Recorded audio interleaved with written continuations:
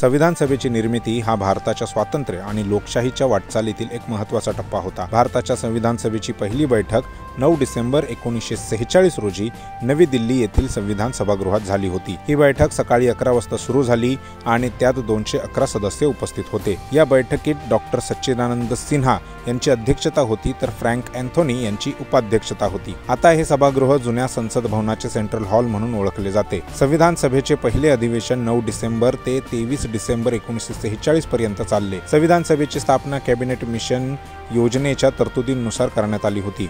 संविधान सभेचे सदस्य अप्रत्यक्षपणे निवडणुकीद्वारे निवडले गेले होते। स्वतंत्र भारतासाठी संविधानाचा मसुदा तयार करण्याचे ऐतिहासिक कार्य पूर्ण करण्यासाठी संविधान सभेला 2 वर्षे 11 महिने व 18 दिवसांचा कालावधी लागला। आंतरराष्ट्रीय भ्रष्टाचार विरोधी दिन दरवर्षी 9 डिसेंबर रोजी साजरा केला जातो। भ्रष्टाचार ही एक जागतिक समस्या असल्याने या विषयावर जनजागृती करण्यासाठी हा दिवस साजरा केला जातो। 31 ऑक्टोबर 2003 रोजी संयुक्त राष्ट्रांच्या महासभेने भ्रष्टाचाराविरुद्ध करार स्वीकारला होता।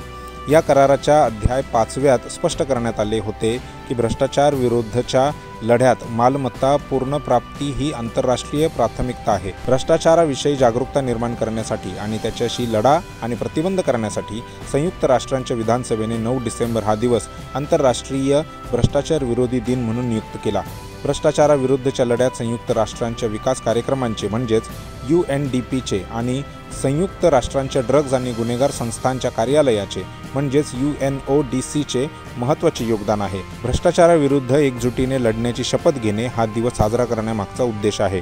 हा दिवस आपल्याला भ्रष्टाचाराची जाणीव करून देतो आणि त्याविरुद्ध लढण्याची प्रेरणा देतो।